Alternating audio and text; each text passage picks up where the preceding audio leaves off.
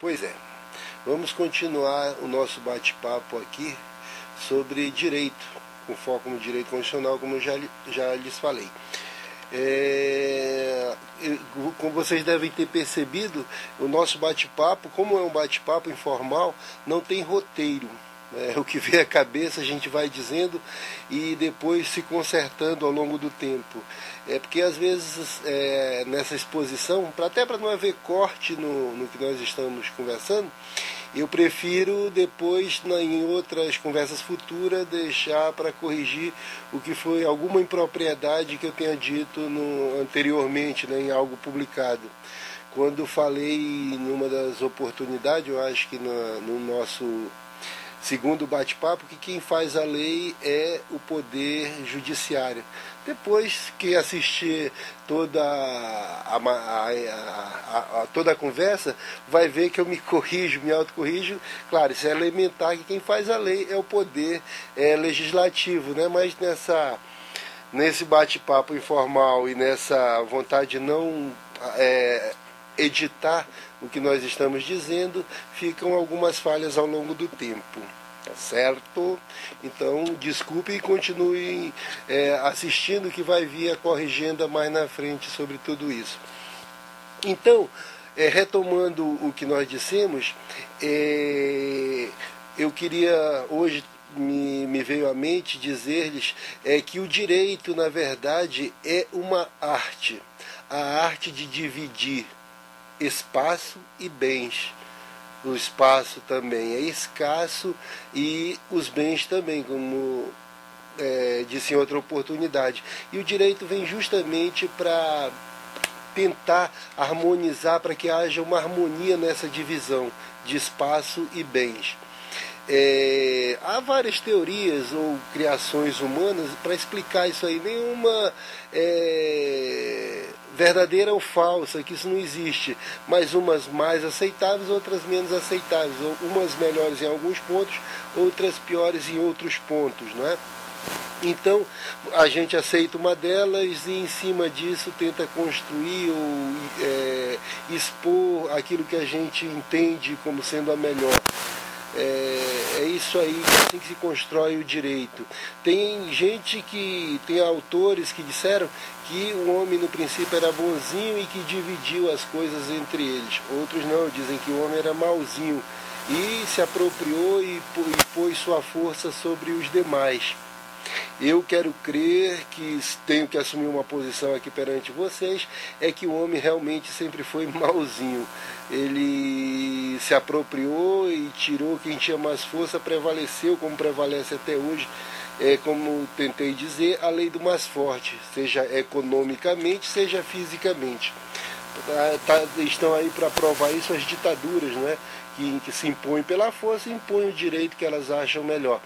É claro, nem toda ditadura dura tanto tempo, mas também nem toda democracia dura tanto tempo. Então a gente vive sempre sob o signo da incerteza. Mas quando eu digo que os mauzinhos se apropriaram do poder, se apropriaram de tudo e fazem o direito, é claro que ao longo do tempo a união dos bonzinhos, se é que existem, se uniu e trouxe conseguiu. Os mauzinhos fizeram um dique, não é? E os bonzinhos foram furando buraquinhos nesse dique. E para impor, ou tentar impor, ou conseguir junto aos mauzinhos algumas vantagens para eles. E assim funciona o direito. Retomando o que eu disse no nosso bate-papo anterior, de número 2, montadas as bancadas, vão ser produzidas as leis. Nós temos inicialmente a Constituição, que é a lei das leis. Como alguns autores criaram uma imagem dizendo que a Constituição é como uma árvore frondosa e da qual saem vários galhos, que são os demais ramos do direito. Então a Constituição é a célula, a base, a base ou o tronco dessa árvore, que é o direito constitucional. E o direito, engraçado, que ele prevê a sua própria criação. O direito se autocria, não é? Ele se recria, se autocria, se extingue, etc. Tudo de acordo com o que é previsto por ele mesmo. Ele diz, assim eu posso ser criado, assim eu posso ser modificado, assim eu posso deixar de existir de uma forma, claro que vai passar a existir de outra.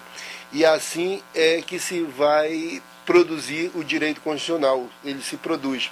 Então, mas esse processo de criação das leis chama-se processo legislativo.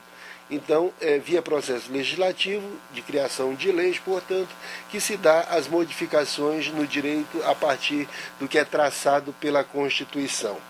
Em primeiro lugar, nós temos, né, na criação do projeto legislativo, ou seguindo uma hierarquia, a principal forma de modificação da Constituição, ou a única forma de modificação da Constituição via processo legislativo. Vamos ter modificação por interpretação, mas isso a gente vai ver mais na frente. Mas, por via legislativa, por via do Poder Legislativo, a primeira forma, ou a única forma de modificar a Constituição é via emenda constitucional. A Constituição prevê que ela seja emendada, que sejam produzidas emendas a ela. E então, esse é o primeiro ato de maior hierarquia que temos no processo legislativo, não é? E esse processo, para a emenda constitucional, não há necessidade da participação do Poder Executivo. Não há sanção quando é produzida uma emenda constitucional. É claro, o presidente da República tem o poder de iniciar o processo legislativo. Como? Apresentando um projeto de emenda constitucional. Ele pode apresentar. Ele e outros autores, ou atores, melhor dizendo, podem apresentar como determinado número de parlamentares, etc, etc. Tem um rol na Constituição que é muito simples, basta o leitor ir lá e encontrará o rol daqueles legitimados a apresentarem emendas à Constituição. Para ser aprovada a emenda constitucional, ela requer um quórum qualificado, certo? Não sempre se fala que numa democracia funciona o princípio da maioria absoluta, que é tido por alguns como metade mais um.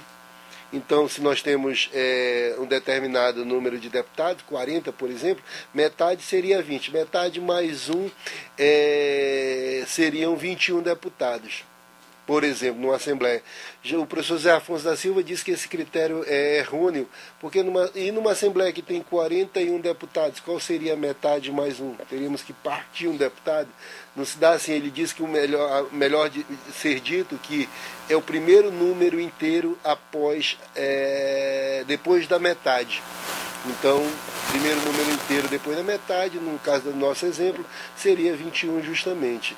Então, para aprovação de uma emenda constitucional, a própria Constituição exige que o quórum para essa aprovação seja qualificado.